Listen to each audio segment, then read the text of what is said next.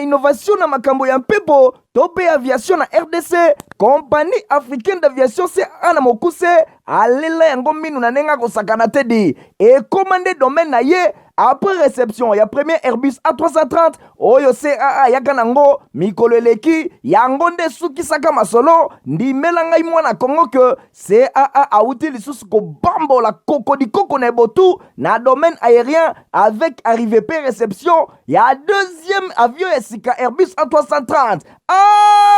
Airbus A330, deuxième frappe yango yo, ya mokwake na mapate RDC, ya boebondi melangai ke moko côté na terrain po ezala nanu te et comme il est lontimba na nzuzi veut dire mapasa Airbus A330 ba avion ya mokwake ya liboso yaka yango yo bozwa lix eza nango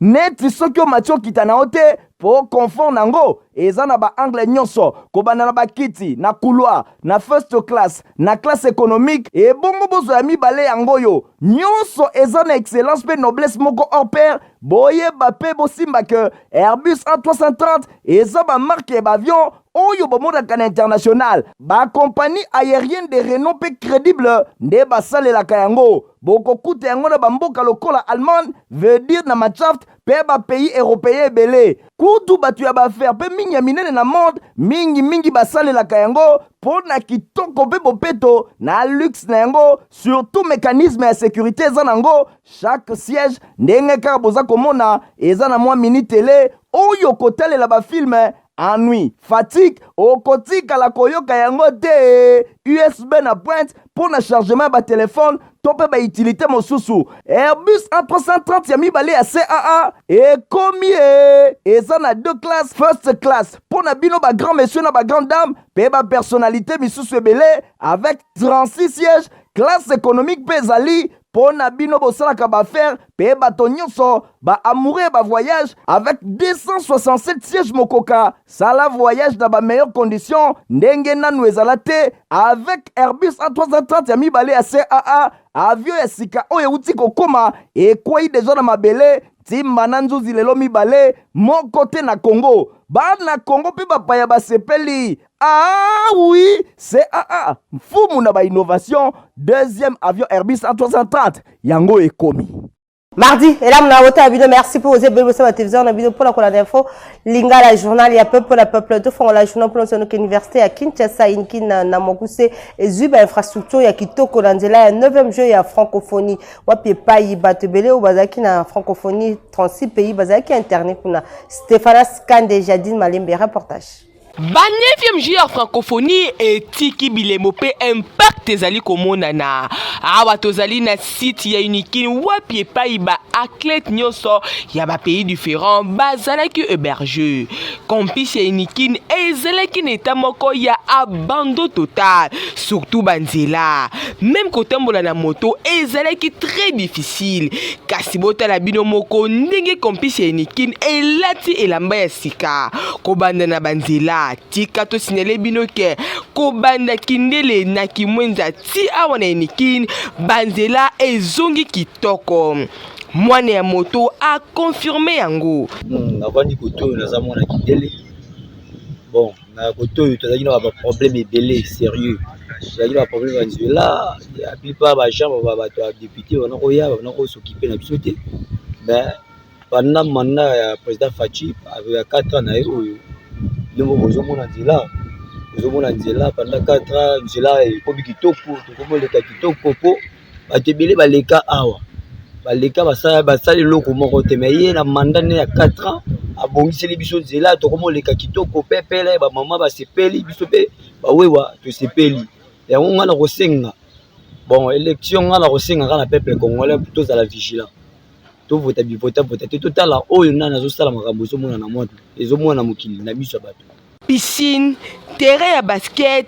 volleyball pe football oyo ekomaki impraticable kasi koyeba 9e jour ya francophonie botala bino moko ba résultat tokosenga kaka na ba gestionnaire na Inikin bazala na discipline basale la rigueur pe sanction pour na ba récalcitrant tokosenga na ba population to pe ba usager baye ba kobatela nyonso ya kitoko oyo mboka ezali kotia na disposition na bino. Reporter info lingala journal peuple bazwa ki makanisi ya population après 9e jeu ya francophonie bolanda bango na micro ya Joseph Willinge la pe Igor Ntingi. En tout cas pour Nangai dans l'ensemble en tout cas l'équipe malamu.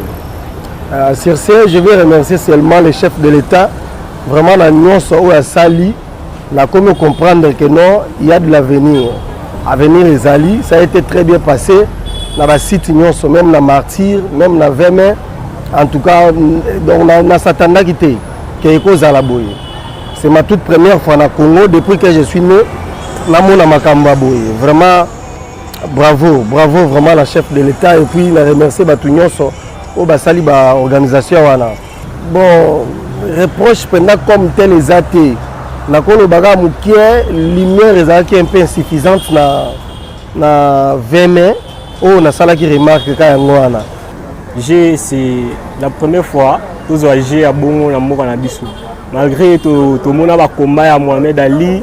na ba nini le cas awa mais événement là ya liboso pe to organisé comme international ezagi oyo. Bon, par rapport à Géninge Leki, les jeux Leki n'ont très bien. Ils ont un point fort, on a un point faible au Leki na Katiaje. Point fort comme ndenge babongisi biso ba stade na biso tozala na stade ya basket te tozwi ba stade ya ba libana wana tozwi ba stade ya tennis de table ba judo donc to sepeli na ba biloko nyonso wana ya malamu o ngana oloba ezaka tozaki na posa pe ke tokoma parmi ba peuple bazala considérer na monde na ba grand jeu ko organiser makambo bien. Na monique bisopé, tu as en capacité à resala yango.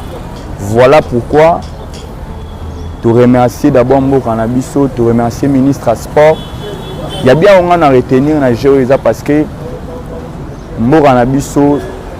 est pratiquement deuxième grand événement autour na Mboka Nabiso banda tozala Congo. Tebeta bongo masolo mususu madame Brigitte Mouleka cadre ya UDPS ye a déposé ki mikoleleki candidature na ye na députation nationale na territoire ya Ngandajika kuna na commune na province ya Lomami na ngai koloba. Reportage Nadine Asona.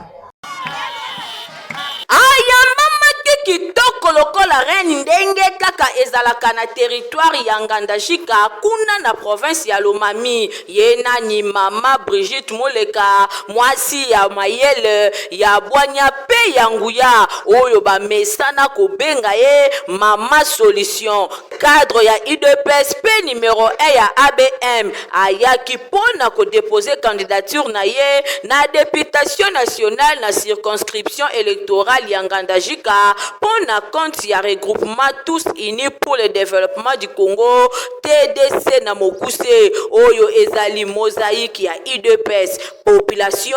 ba obligaki atambola makolo malembe tina BRTC Ngandajika et pai wapi mama solution Brigitte Mouleka Bukasa a déposé ki candidature na ye full batika ki était ba accompagner ki lisusu tina siège ya IDPS et pai wapi azwaki maloba pona kotalisa bango vision na ye pona territoire ya Ngandajika oyo depuis ezala nanu ebimisa député ya mwasi te tondi mingi na chef de l'État Félix Antoine Tshisekedi nde apesi biso chance lelo koto telema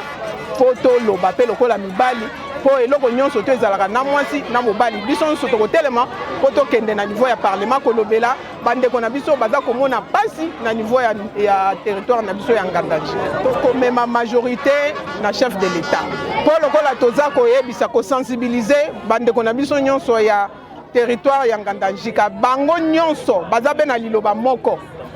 candidat na bango ya président de la République Ezabe Moko oyo yebani Fachi Beton. Na nsima mama solution Brigitte Muleka akordaki ba audience ya ndenge na ndenge na ba membre ya famille na ye ya IDPS pe ya ABM bosimbake séjour ya Brigitte Muleka na Ngandajika asalaki pe descente na ba groupement ebele na territoire ya Ngandajika. Tobeta Masolo Moussou incendie moko ya makasi se déclare qui na national numéro 1 depuis 2 heures du matin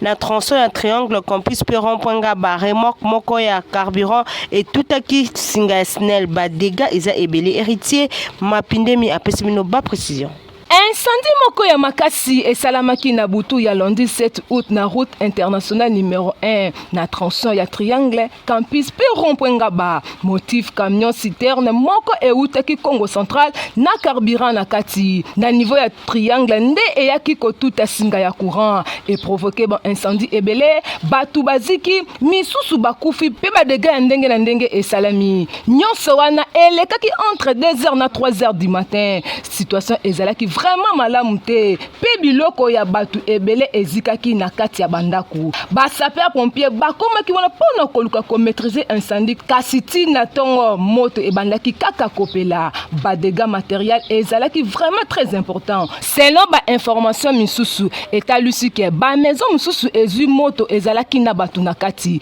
ba porte ya kokangama moyen ya kobuka ezalaki te donc ba victime misusu bazana na kati ya ba maison to bandi ke na bangonga ezali koya bila ekozala lisusu makasi. Tobeta bongo masolo a fait de cette route ba bengi Bralima ex société tranquille na commune na Matete misala za kotambola penza malamu te nzela o comment vraiment impraticable bato za koleka na kote kuna eza ko poser bango problème. Reportage héritier mapinde Naomi Wonda. Nzela oyo bozali komona babengaka yango route city train lelo ezali kobengama nzela ya Bralima na commune ya Matete mikolo eleki ezalaki ya kobeba makasi misala ebandaki pona kobongisa nzela oyo ezali raccourci bamituka ezali kouta boulevard Lumumba ekoti na petit boulevard na commune ya Matete ezali kosala raccourci na quartier Banunu Malandi ti na wenze ya Matete oyo ezwami na grande route kasi kobeba na yango esalaki pasi mingi commune ya Matete ekomaki na banzela moko limité babandaki kobongisa pe basukaki na nzela ebotaki na yango matiti même ndunda ebotaki na nzela oyo surtout côté ya virage ya quartier Malandi toujours na commune ya Matete population alelaki makasi balobi misala ezongi kasi suwe ya population ezali komona misala ekende ti na suka. Maloba nanga ezali ko bazosala boye bakontinue yango esila tina suka tomona ndenge esalami malamu ndenge nzela ebebaki mpona okende ezali asobi otemika awa ozopama transport okekisani mesolo nzela ekobeba oyo transport foke etikisa kuna mesolo ezali mwa avantage mpo anini ntango oteka na biso oteka ekozwaka malamu bandako mpe ekozwa malamu ekoma baprimo ya bien bato balembo ekozwa kote mpo mikuluna mpo esezaki tobanzi ke lokola misala oyo e répondre et kokende vraiment tina suka pona ko permettre mituka eleka malamu na route ya Bralima ex city train kokende tina wenze ya Matete soki ezali ya kobeba ezali ko permettre mosala esali malamu te mituka ezali koleka malamu te ba moto kutu koloba te zokande yango e ko permettre circulation ya malonga na commune ya Matete tobanzi ke mikonzi bayoki bakosala makasi pona kosilisa misala nyonso ya nzela oyo. Tobeta bongo masolo ya religion communauté famille chrétienne na bokambomi ya couple Botolo bango balancaki 29e édition ya campagne d'évangélisation kuna na terrain ya Sosa na commune ya Kasavubu na thème famille chrétienne soyez actrice du changement dans le monde. Christian Kengebeni reportage. Je déclare ouverte la campagne d'évangélisation de la communauté famille chrétienne 29e édition et je vous remercie. Namaloba ya Grand Berger Léon Botolo. Et 29e édition, il y a campagne d'évangélisation, il y a communauté famille chrétienne, et soit qui vole, paix et bandaki qui toko, kuna na terrain à Sosa, ndenge kaka izalaki, loyembo, mabina, penkembo ya mokonzi Yesu, nyonso e bandaki na intercession ya kafu na tina ete kotika campagne d'évangélisation oyo na maboko ya nzambe na sima ya louange pe bongo na bongo nde mokonzi alobelaki bana ye na nzela ya frère José Bongondo oyo azali évangélisateur na sous-thème famille chrétienne proclamer le merveille du Seigneur oyo azwaki yango na livre ya Romains chapitre 8 verset 28 kino 30 et pa wapi frère José Bongondo abakisaki na kotalisa ba merveille ya mokonzi Yesu na kati ya communauté famille chrétienne et pa wapi e bandaka na 3 couples melelo et koma mokili mobimba abakisaki lisusu na kolobake à la porte de 40 ans communauté famille chrétienne et tikali ini pe na bomoko message qui tokonde et pesamaki na nzela ya ba témoignage po na kotalisa ba merveille ya nkolo moment oyo ezalaki décoration ya bandeko epai ya couple Botolo papa Léon na mama Valentine na tina ya kotalisa misala malamu ya bandeko oyo ba demarkaki na mosala ya nkolo.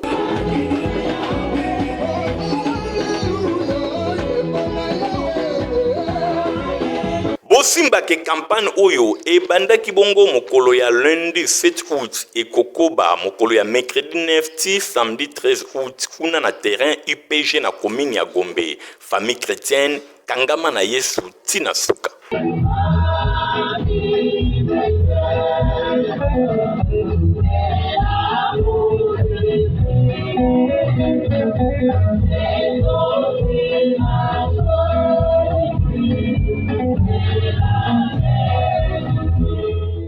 Na masoleta l'éducation bak université catholique et archidiocèse ya Kinshasa omnia omnibus bafongoli ba porte na bango pour la inscription ya année académique 2023-2024. Stéphane Skandé, Nadine Sona, reportage. Chers parents, chers finalistes ya secondaire P humanité, chers étudiants bino nyonso oyo bolinga formation universitaire sango malamu oyo ezali nde pona bino yoka université ya archidiocèse ya Kinshasa université catholique omnia omnibus bafongoli déjà ba porte na bango pona ba inscription académique 2023-2024 pona ba faculté oyo faculté de gestion management et développement, faculté de sciences de bio-ingénieurs, faculté de sciences et techniques, faculté de sciences informatiques, faculté de sciences de l'information et de la communication, faculté de théologie, faculté de philosophie et histoire, faculté de santé publique, faculté de sciences politiques et bonne gouvernance, faculté de droit. Bokoki koleka na basit na bango oyo pona kozwa ba formulaire ya ba inscription pe ko déposer ba dossier na bino na ridini wapi epai ba bureau administration ezali soki ozali na rond-point Ngaba tuna kaka paroisse catholique Reine des Apôtres ozali mobimba na omnia omnibus na site ya Ngalema faculté de théologie et école théologique ya mariage na grand séminaire Saint-Jean 23 référence paroisse Saint-Léopold. La commune ya Kitambo, référence centre catholique Nganda, grand séminaire philosophie Saint-André Kagwa. La commune ya Kasavubu, site ya Sayo, référence ex-IFAD. Bokanisi esili, ten, omnia omnibus, apesi bino possibilité ya kozwa pe ba inscription en ligne au koki ko remplir formulaire na yo kitoko bisika ozali sans que on se déplacer. Kota na internet pe beta site oyo www.universitéomniaomnibus.com tope obengi bango na numéro oyo 083 14 45 562 et silika kate Université Omnia Omnibus a bombeli pebino système ya LMD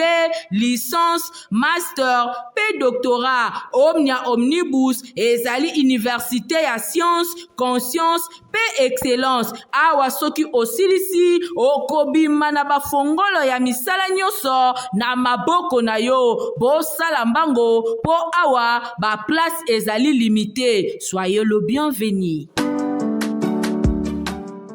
C'est à Telebaclion et Airbus 330 où ils ont la capacité de voyager dans ma condition ya kitoko.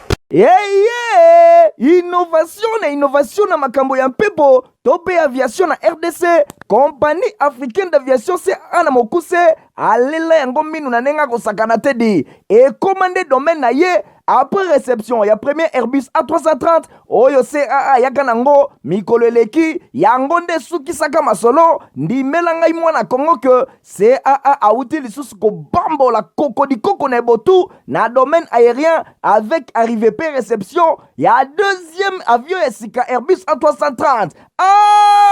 Airbus A330 deuxième frappe yango yo ya mokwake na mapate RDC ya boebondi melangai ke mon côté na terrain po ezala nanu te ekomi lelo ntimba na nzuzi veut dire mapasa Airbus A330 ba avion ya mokwake ya liboso eyaka yango yo bozwa lix eza nango neti soki omatio kita na ote po confort nango eza na ba angle nyonso kobanda na bakiti na couloir na first class na classe économique et bongo bozo ya mibale yango yo nyonso eza na excellence pe noblesse moko hors pair boyeba pe bosimba ke Airbus A330 eza ba marque ba avion oyo bomodaka na international ba compagnie aérienne de renom pe crédible nde basalelaka yango bokokuta yango na bamboka lokola Allemagne veut dire na Machaft pe ba pays européen ebele kutu batu ya baaffaire pe mingi ya minene na monde mingi basalelaka yango po na kitoko pe bopeto na luxe na yango surtout mécanisme ya sécurité eza nango chaque siège ndenge kaka boza komona eza na mwa mini télé oyo kotalela bafilme ennui, fatigue, okotika la koyoka yango te USB na pointe pour na chargement ba téléphone tope ba utilité mosusu Airbus A330 ya mibale ya CAA et komi eza na deux classes first class pour na bino ba grand monsieur na ba grande dame pe ba personnalité misusu ebele avec 36 sièges classe économique pe zali pour na bino bosalaka ba faire pe bato nyonso ba amoureux ba voyage avec 267 sièges mokoka sala voyage dans ba meilleures conditions ndenge nanu ezala te avec Airbus A330 ya mibale ya CAA avion ya sika oyo uti kokoma ekwei deja na mabele timba na nzuzi lelo mibale moko te na Congo bana Congo pe bapaya basepeli oui CAA mfumu na ba innovation deuxième avion Airbus A330 yango ekomi. L'occasion, il y a 40 ans d'existence, il y a communauté internationale, il y a évangile, c'est na mukuse, comment makabongo est pas à prototrophile, qui va organiser conférence monnaie dénommée conférence de réveil de leaders et Kosalema du 7 août au 11 août 2023. Reportage France Kanzalo Koka, Nadi National. na nzambe boyokelanga eloko oyo na occasion ya ba festivité oyo zo marqué 40 ans ya existence ya communauté internationale de l'évangile CIE en sigle oyo ekambamaka epa na ye moko révérend pasteur Théophile Pelo bazali ko organiser mobange na conférence oyo ba dénommé yango conférence des réveils de leaders Corel na mokuse oyo ekobanda 17 au 11 août de 8h à 13h na avenue Sandoa numéro 86 na quartier Asosa na commune ya Kasavubu entre ba avenue Shaba pe Asosa et pa yuapi maman na likambo nango ezali servir au destin de Dieu dans sa génération et pa yuapi bazu yango na mokanda ya acte des apôtres chapitre 13 verset 38 kunande basali na nzambe bako défilé ya ndenge na ndenge otangi ye moko oti ya milulu révérend pasteur Théophile Pelo docteur Salomon Odeka ya Angola apôtre Alain Bengu ya France révérend Joseph Lava ya États-Unis révérend Isaïe ya Angola révérend Piroge Ngwambo ya Hollande révérend Ribin Sisimbi Mbuta Sadi pe basali na nzambe ya bongo na bongo bokanisi esili nono boyeba ke mokolo ya dimanche 13 16 août baza na mobange na kiti ya célébration oyo bakosala yango mpona gloire ya nzambe ya lola kuna na église Peniel epai ya apôtre Walo Muchenga Malachi oyo ezwami na première limité na avenue Forgeron numéro 1942 référence hôpital HJ. Bana na nzambe nyonso ya CIE ya bakomini ya capitale nyonso bobengami mpona mobange na bafestivité oyo. Congo pour Christ, c'est pour ça que selon l'évangéliste international Jean-Scar Kizamina Kibila, Baza Kolenge, la campagne d'évangélisation à stade de martyr du août au dimanche 20 août 2023. Reportage. Aïe! Ndeko ya Congo! Est-ce que Soyoki Sango, ya CPC 2023, Congo pour Christ, avec l'évangéliste international Kizamina Kibila, Jean-Oscar, l'homme de Dieu, l'homme de feu. Yoka, CPC 2023, grande campagne d'évangélisation et de guérison miracle. Kanga date malamu du vendredi 18 au dimanche 20 août 2023 à partir à 12h Ngenga dans stade de martyr. Et c'est le seul rendez-vous. Il y a prière pour la mboka, et prière pour la famille. Blocage, stérilité, paralysie, malade et oumeli. L'évangéliste international Kizamina Kibila, Jean-Oscar Alobi, si ton Dieu est mort, et c'est le mien pendant 3 jours à CPC 2023 dans stade de martyr. Kobo Sanate, conférence des ministres, des serviteurs et servantes de l'Éternel du 15 au 17 août 2023 dans le quartier général. Il y a ministère la puissance du nom de Jésus-Christ. Oyo et Zoami na croisement Capella et chaussée de Guimoueza numéro 8 quartier Yolo Sud commune à Kalamu référence Maître Toro. Ah pour la CPC 2023 Gana Zangate.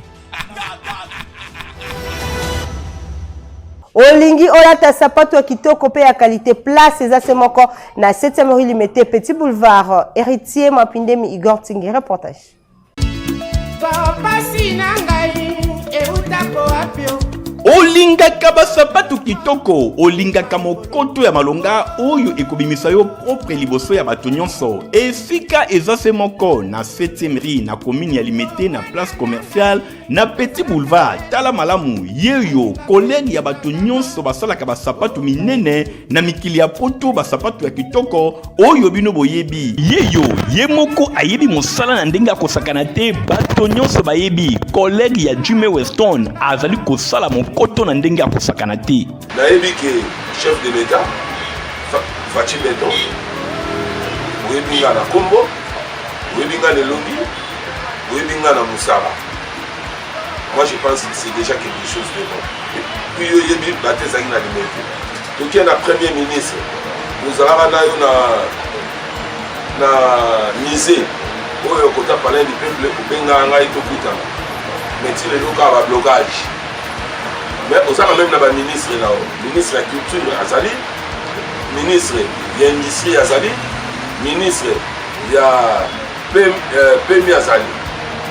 PMR. Mais pourquoi tel Congo Mouchanga Maboko va venir diminuer le taux de chômage? Pour nous les hommes, par contre, nous avons pas Patrice pour diminuer le taux pour encadrer jeunesse, pour transformer Bango, si on est pour ça la sapate. Est-ce que on a besoin de ça pour nous? Je ne pense pas. Automatiquement, Aoluka, Azala, responsable pour qu'il y ait des familles. Mais pourquoi? Pourquoi? Dans ça, il dit pourquoi? Dans ce cas-là, on a fait dans la Gentini Mobila. Oui, adjoint à les alliés chez Goko Moulumba, fils gouverneur Gentini Mobila. Nous avons même bonne foi. Alors, Ngamouwa, mais Bangati n'est pas chef de l'État. Il n'a pas essayé mon compte. Il a dit que ma politique, moi, ma caméra. Mais il fait qu'il bonne foi. Autorité nous suspect bazar. Moi je pense que nous ça la effort et ça devoir on a dit nous on va devoir dans la salle ceux qui étaient dans la 7e rue place commerciale na petit boulevard place bartiste wana mpe mosusu omonaka basaka babiloko bakekele okomona ala la présence de basala naza bien organisé nasala mikanda nyonso oyo ekosenga l'état lobi mpo tosoutenir yo yango na bimisi mais balingi kosoutenir nga te bon je comprends ntango client nyonso akotaka awa okaka yango papa desmawa mboka biso mama te po basoutenir yo il faut simba science mais nga na simba science na vi nanga te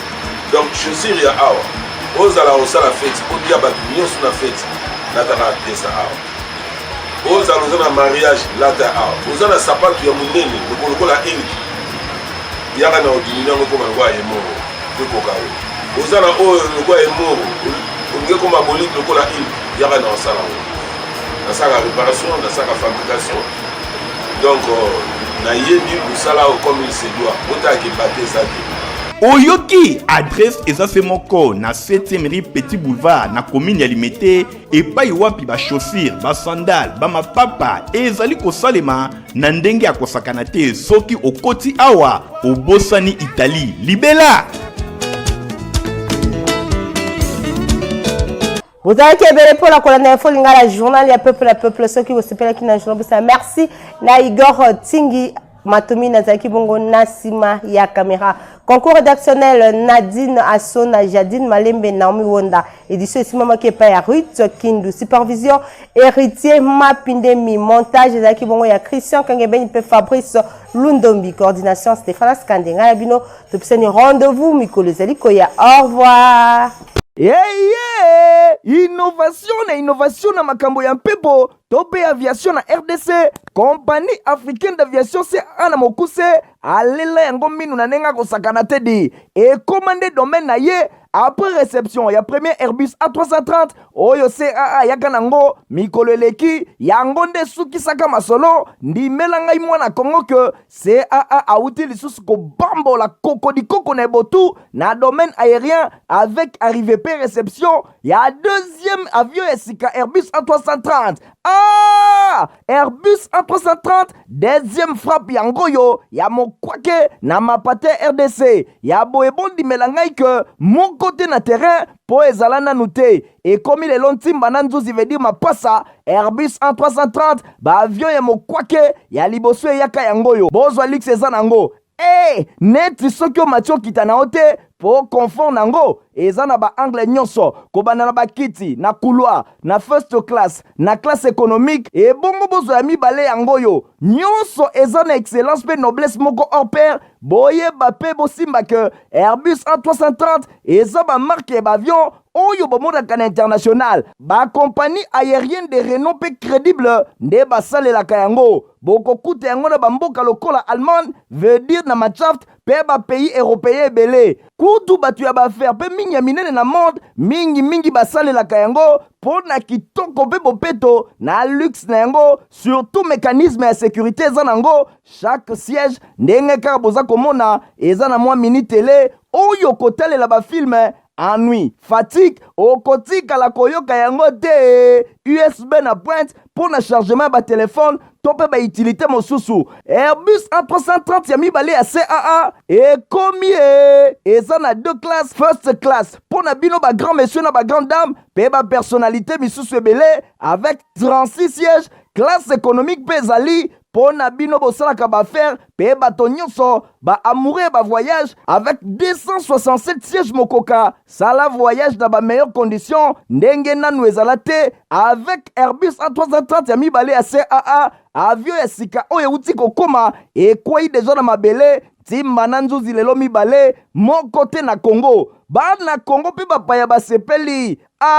oui CAA mfumu na ba innovation deuxième avion Airbus A330 yango ekomi